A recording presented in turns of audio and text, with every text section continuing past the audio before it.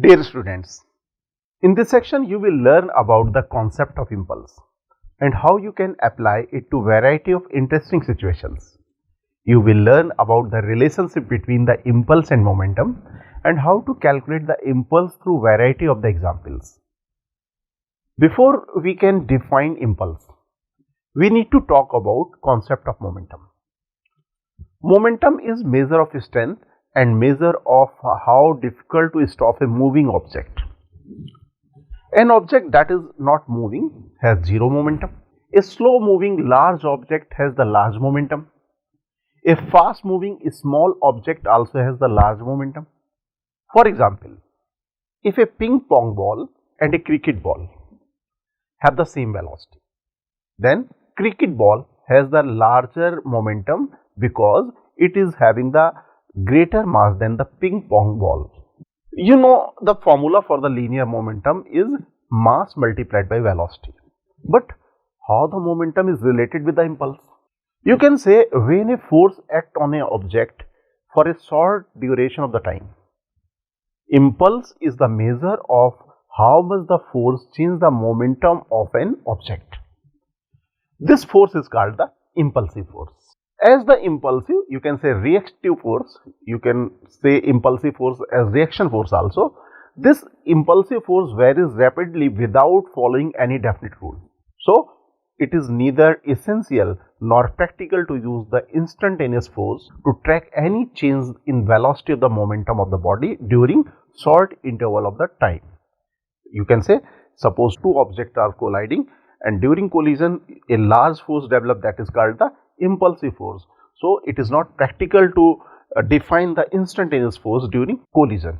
Here we use the term impulse. That is a measure of how much the momentum changes as a result of force acting on it during a short interval of time. Let us define this term mathematically.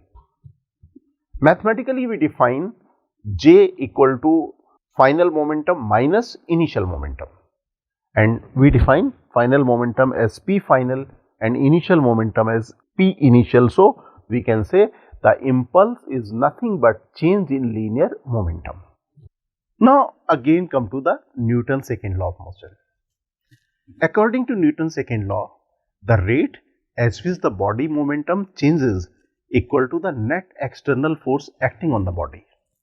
That is, rate of change of the linear momentum is equal to the net external force acting on the system. So, mathematically we can write F equal to dp by dt.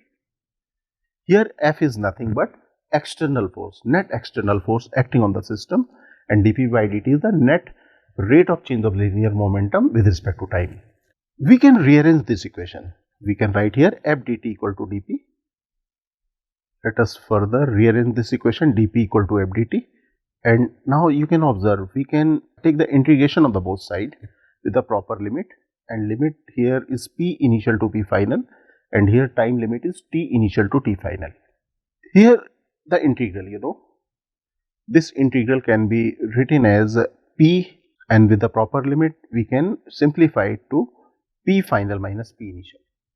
But right side integral we cannot calculate because F is the impulsive force and we cannot define the impulsive force by mathematical relation because it is very complicated to define. So, here we can simply write P final minus P initial equal to J, and further it is equal to F dt integral T initial to T final. So, we have defined here impulse mathematically, and again we can say it is equal to change in linear momentum. Now, we can say if we add impulse to the initial momentum, we can get the final momentum. So, here we can write P initial plus integral F dt with the time limit T initial to T final equal to P final. This is nothing but impulse. Here we can further simplify this expression and write initial momentum plus impulse of force F equal to final momentum. And this useful equation is called the impulse momentum equation. And we can further rearrange this equation. In place of this mathematical relation, we can write J So this relation will become P initial plus J equal to P final. You can observe here, this P is a vector quantity, that means J is also the vector quantity, and J is equal to integral f dt, that means the direction of the force is same as the direction of the impulse. Now let us talk about impulsive forces. When a force of relatively higher magnitude act on a relatively short time interval, it is referred as an impulsive force. An impulsive force can change the momentum of a body by a finite magnitude in a very short time interval. Impulsive force is a relative term. There is no clear demarcation between the impulsive and non-impulsive forces. Let us talk about some type of the impulsive and non-impulsive forces again. The forces which are finite and slow, that can be defined easily, cannot be impulsive forces. So we can say gravitational force and spring force are always non-impulsive. Correct? Now we come across the normal reaction, tension force, friction force, etc. So here we can say normal reaction, tension force and friction force depend on the case, because the duration of the contact of the two surfaces may be slow and very fast. So the normal reaction, tension force and friction force are the case dependent, and we will discuss in which cases the normal reaction, tension force and friction force may be impulsive and in which cases these are non-impulsive. An impulsive force can only balance another impulsive force. We cannot balance impulsive force with a non-impulsive force. So an impulsive force can balance another impulsive force. In the second point, you can observe we have discussed the normal reaction, tension force and friction force are case dependent. Let us discuss in which situation these forces are impulsive and in which situation these forces are non-impulsive. So first we are going to discuss impulsive, normal reaction and friction. You know, during collision, two objects come in contact during a very short interval, and during this short interval the velocity, you can say linear momentum of the object, changes abruptly. That means a very large force acts during that interval of time. So we can say during collision the normal reaction of the surface of collision is always impulsive. And if normal reaction is impulsive, we know in case of the sliding, friction force is the mu multiplied by normal reaction. If normal reaction is impulsive, that means friction may also be impulsive. Now let us learn the normal reaction again, in which case impulsive and which case is non-impulsive. As we discussed, let us observe this through a diagram. You can observe in this diagram, if I place this ball gently on the ground like this, the contact between the ball and surface, there will be normal reaction, and this normal reaction is non-impulsive. Why non-impulsive? Because this normal reaction is finite and it is always equal to mg. So this is non-impulsive. Now if I release this ball from the side like this, in this case collision occur, and if collision occur, the normal reaction between the surface and the ball is impulsive nature. So this normal reaction will be impulsive. Correct? Now let us take one more situation. In this situation, you can observe this wedge is placed on a rough horizontal surface, and this ball strikes the wedge on this vertical face of the wedge, and here we are going to investigate in which surface normal reaction and friction force is impulsive or non-impulsive. So let us strike this ball with the vertical face of this wedge like this. You can observe surface in contact is here and bottom surface of the wedge, and you know, when this ball collide or hit the wedge start moving the leftward direction. That means the sliding occur between the two surfaces, the friction will appear, and we will also observe this friction is impulsive or non-impulsive. So let us first make the free body diagram for the normal reaction and friction force. these are the normal reaction between the wedge and ground, and these are the normal reaction between the ball and wedge. And as we discussed, in case of the collision, the normal reaction of the surface is always impulsive. So this normal reaction on the wedge and this normal reaction on the ball is impulsive nature. So we can say impulsive normal reaction here. Now we can say this impulsive reaction is horizontal. We cannot have any component of the horizontal force in the vertical direction. That means the normal reaction applied by ground on the wedge should be finite and it is equal to weight of the wedge. So this normal reaction is non-impulsive, and the pair of the normal reaction, you can say this and this is non-impulsive. And as we know, there is sliding friction, and sliding friction equal to mu multiplied by normal reaction between two surfaces. That is, the normal reaction between these two surfaces non-impulsive. That means the friction force here and here is non-impulsive nature. Now let us take one more situation. Here you can observe same type of the situation, but the difference is, in this case the ball strike on the sloping surface. There is friction between the wedge and ground. So let us collide this ball with a sloping surface like this. Now let us investigate which normal reaction and friction force is impulsive and non-impulsive nature. So let us draw the normal reaction again.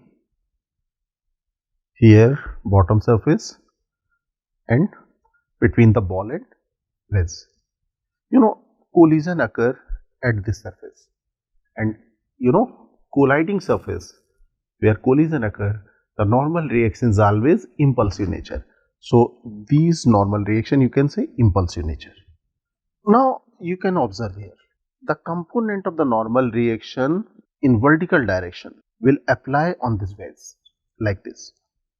And we know any impulsive force can be balanced by another impulsive force. This wedge is not jumping in the vertical direction. That means we need to balance the force in the vertical direction, and any impulsive reaction can be balanced by only another impulsive reaction, and here ground can provide any amount of the force. So this normal reaction between the ground and wedge should be impulsive, and if this is impulsive, this should also be impulsive.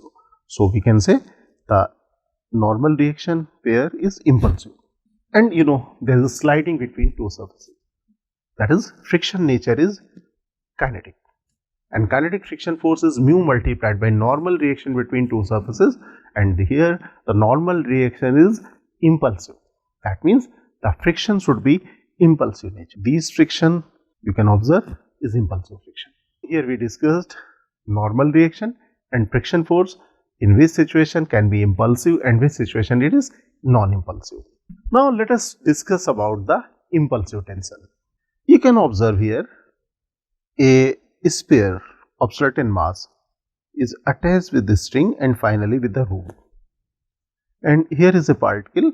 Suppose I throw the particle toward the center of the sphere like this. You can observe here the collision occur.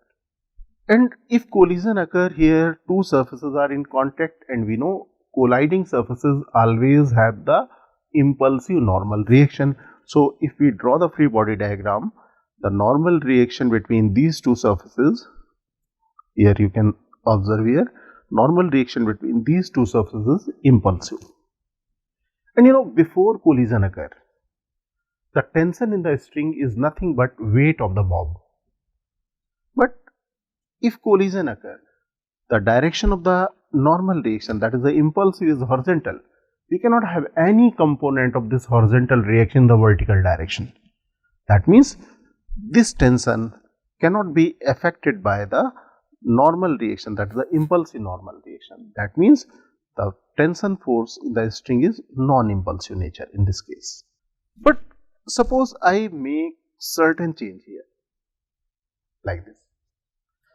If I throw the ball now, or you can say if I throw a particle toward the center of the bob like this, And here you can observe the normal reaction between the particle and bob. It is not horizontal. It is inclined at certain angle with the horizontal or vertical, you may say. So here you can observe this normal reaction pair, certainly impulsive. First let us write this impulsive. Now you can observe here the impulsive force acting on this bob is inclined at certain angle. It may have the component in the vertical direction. So here you can observe we need to balance this impulsive force in the vertical direction, because string is not breaking, bob is not moving in the vertical direction. That means in vertical direction forces are balanced, and any impulsive force is balanced by another impulsive force, and here is the string that can provide the impulsive force. So here you can say this tension is not the finite tension, this is the impulsive tension. This tension will increase all of a sudden to a large value, and after some time it will disappear. And you can observe here the component of this impulse in the horizontal direction. What it will do? It will provide the bob horizontal velocity. So bob will start moving in the circular path. So we discussed here about the impulsive tension, impulsive normal reaction and impulsive friction force.